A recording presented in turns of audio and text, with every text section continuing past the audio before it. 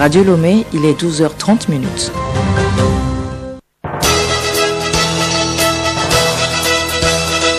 Le journal Léontine Atogima. Bonjour à tous et bienvenue dans cette édition dont voici les titres. Le monde entier observe aujourd'hui la journée de lutte contre l'esclavage des enfants. Les enfants représenteraient plus de 10% du potentiel de la main-d'œuvre mondiale. L'Organisation internationale du travail OIT invite à mettre fin à cette maltraitance des enfants. La réunion du Conseil de sécurité de l'ONU sur la situation dans la province de Tigré s'est close hier en queue de poisson. N'ayant pas trouvé de compromis, les États-Unis menacent de donner un signal clair à l'Éthiopie. Sportball, la 5e journée du championnat national de première division débute ce week-end. Les mal classés doivent redoubler d'efforts pour refigurer dans le classement. Les matchs CEMAS FC, ASCO et Gomu-2S Togoport seront déterminants. radiolomé.tg. Clôture ce matin à Lomé de l'audit de certification de l'aéroport international Gnassingbé et Adema. Une cérémonie suivie de la présentation de résultats. Milek Agbokou. Quand on veut mieux faire, on n'a pas peur de se faire évaluer. Cet adage, les responsables de l'aéroport international Gnassingbé et Adema de Lomé l'ont compris. Cet audit a duré 15 jours et a porté sur l'inspection technique des installations et des équipements, la mise en œuvre des procédures d'exploitation, y compris le système de gestion de la sécurité, sans oublier l'organisation des services et de la compétence du personnel clé. Semenyan Edem, expert aérodrome. Les résultats globaux donnés sont de 78%. Cela veut dire que l'exploitant a au moins 78% de conformité par rapport aux exigences réglementaires. L'intérêt de l'audit, c'est de vérifier la conformité par rapport aux différents règlements. Cette rencontre de Lomé est l'occasion pour les auditeurs de présenter un résumé des constatations d'audit aux acteurs de l'aéroport. Colonel Nyamalata, directeur général de l'ANAC, satisfait des travaux. Nous étions le premier pays africain en 2014 à être audité avec un taux très satisfaisant. Et tous les 3 ans, il devait donc 2017-2020. Et vous savez que la pandémie a fait qu'il n'y avait pas de vol, tout était arrêté. Au jour d'aujourd'hui, ils ont décidé en 2021, eu égard aux résultats obtenus par l'ANAC en matière de gestion de la pandémie, c'est-à-dire on a eu dans le document 400%. Ils ont vu qu'ils n'ont pas de risque à venir au Togo. Ils ont vu l'aérogare, la nouvelle aérogare, les 2 laboratoires de niveau 2 installés à l'aéroport grâce au chef de l'État, il faut le dire et le reconnaître.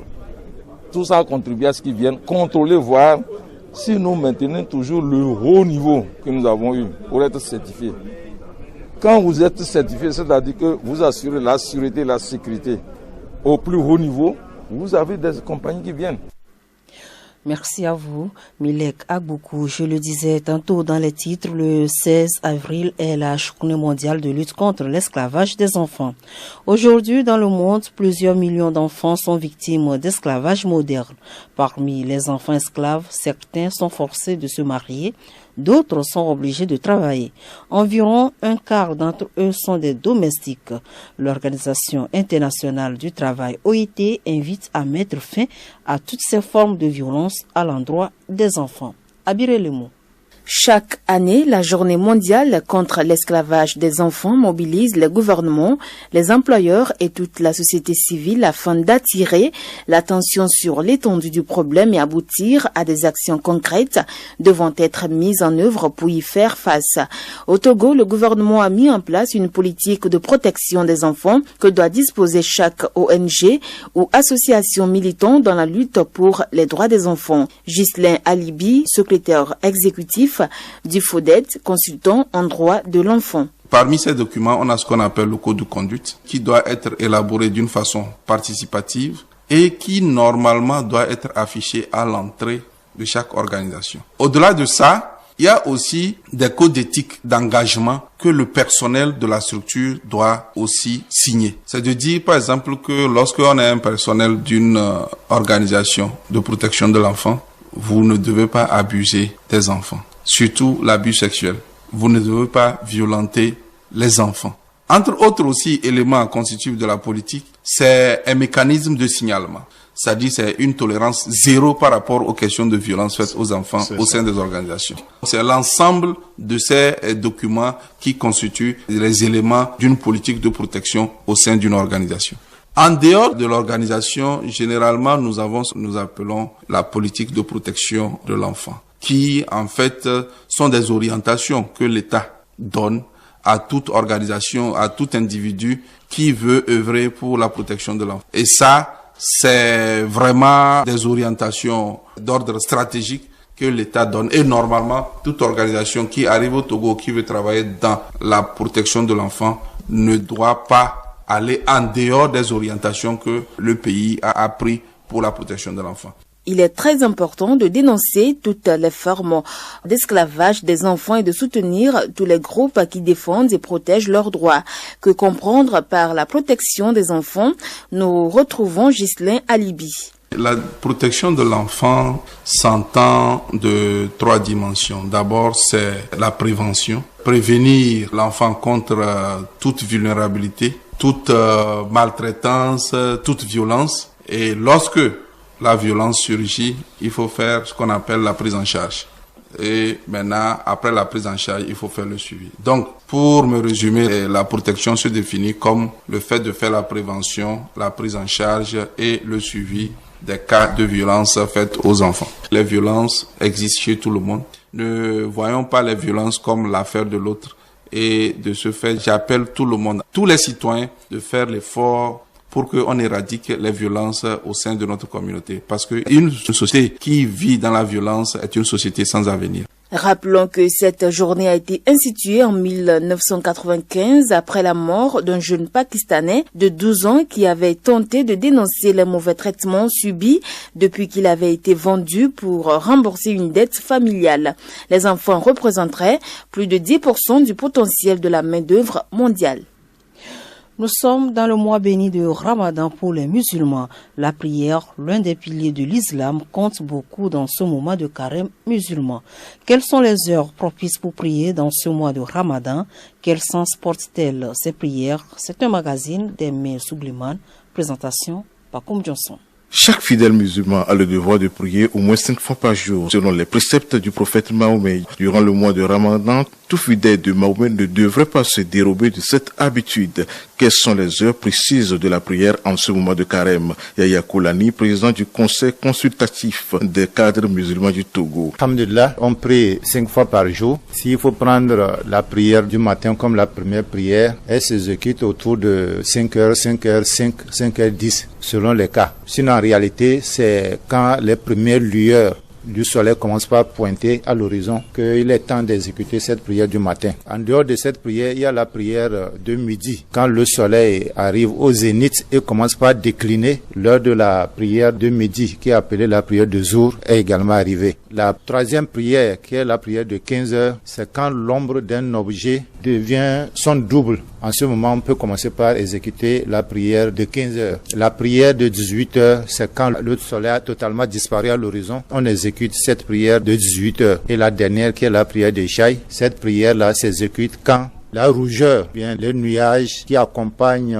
le soleil couchant ont disparu totalement à l'horizon. Donc, autour de 19 heures, on peut exécuter cette prière-là. Le gouvernement togolais, dans le but de limiter la propagation de la maladie à coronavirus, a récemment sorti un communiqué interdisant tout appel de prière avant 4h30 minutes. Cela empiète-t-il sur l'horaire de prière des musulmans? Nous retrouvons M. Yaya Koulani. La période de 19h30 jusqu'à 4h30, on ne doit pas exécuter les prières. Le premier problème que ça pose, c'est par rapport à la prière de 19h. En dehors de la prière obligatoire, qui est la prière d'Ishaï, que tout musulman doit exécuter, pendant le mois de Ramadan, il y a une prière qu'on appelle Tarawi, qui est fortement recommandée et tous les fidèles vraiment s'attachent à cela. Ça pose un réel problème en termes de latitude par rapport au lancement du premier appel qui ne peut pas se faire avant 4h30. Ça pose un problème par rapport au fait que cet appel, c'est pour réveiller les gens, pour qu'ils puissent s'apprêter à prendre le repas matinal pour commencer le jeûne.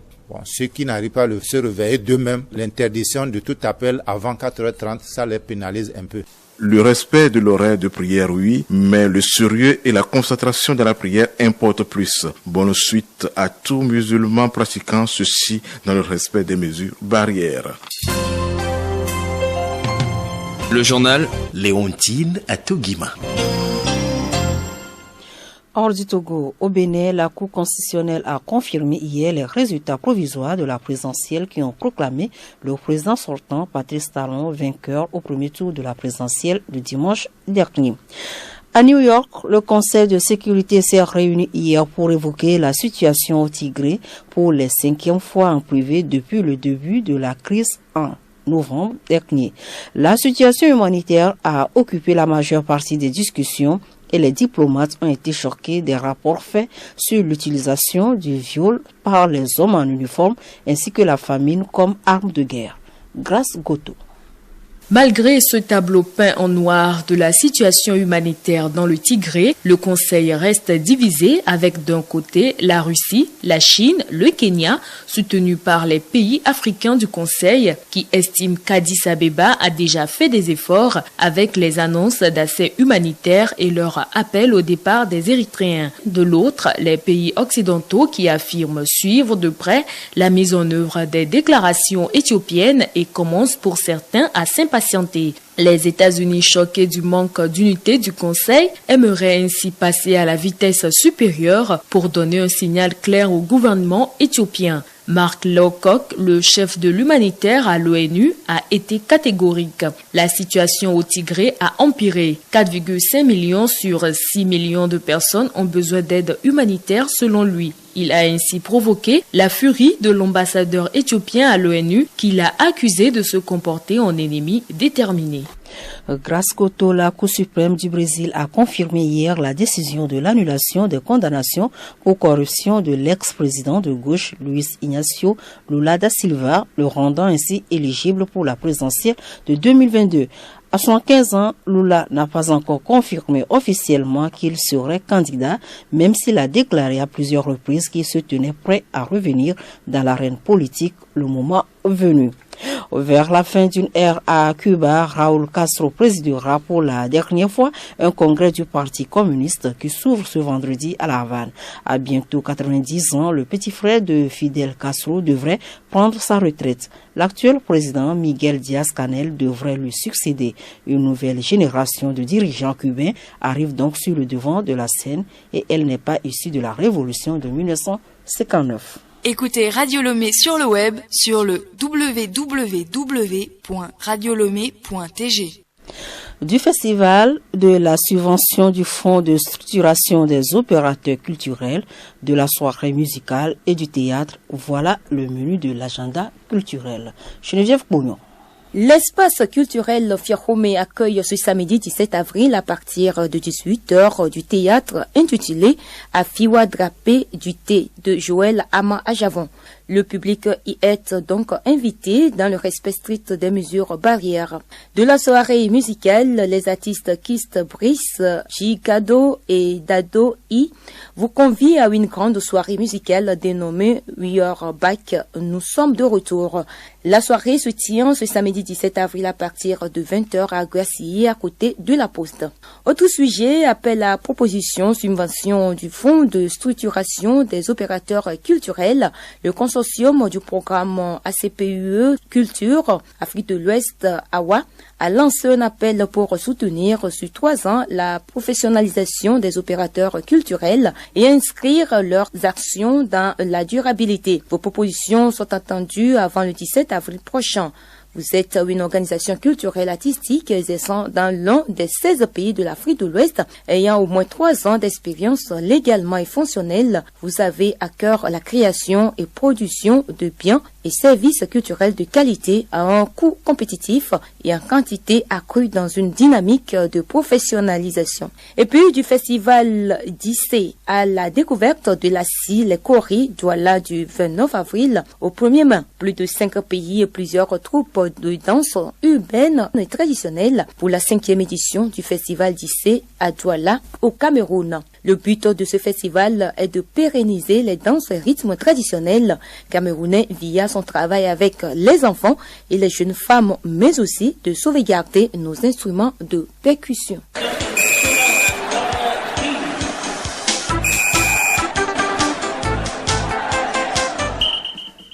Le dernier virage de cette édition, la page sportive, la D1 nationale joue sa 5e journée.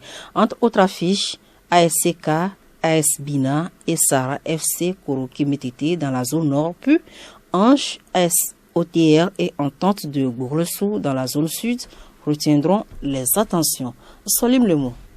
Dans la zone sud, tous les matchs se jouent dimanche. Avant-dernier de la zone avec 4 points, Ange FC croise les crampons avec AS OTR, 3e avec 5 points au stade d'Agoé.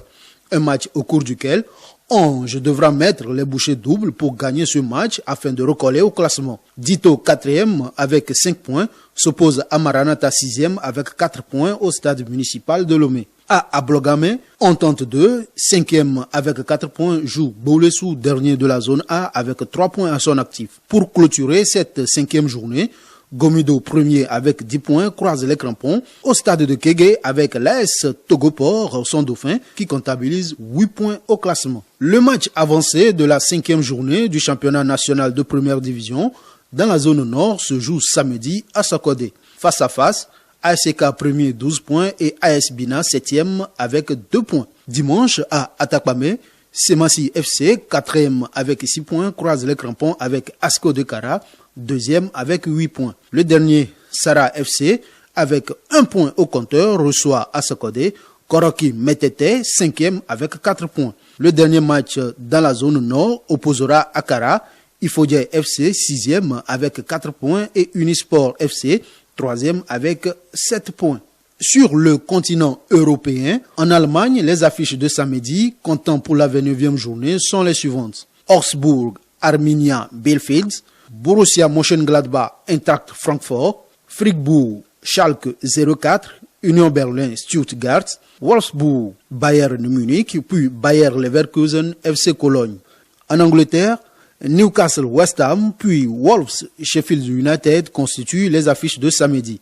Le match entre Southampton et Crystal Palace a été reporté. En Espagne, tous les matchs se jouent dimanche pour le compte de la 33e journée. En France, la 33e journée livre les affiches que voici. Angers-Rennes, puis Marseille-Lorient pour le compte de samedi. Et pour finir, la Serie A italienne joue sa 31e journée avec les affiches suivantes. Crotone Udinese, Sampdoria Hellas Vérone, Sassuolo Fiorentina, puis Cagliari Parme pour la journée de samedi. Au point final à cette édition, merci de nous avoir suivis. Retenons pour l'essentiel que le monde entier observe aujourd'hui la journée de lutte contre l'esclavage des enfants. Les enfants représenteraient plus de 10% du potentiel de la main-d'œuvre mondiale. L'Organisation internationale du travail invite à mettre fin à cette maltraitance des enfants.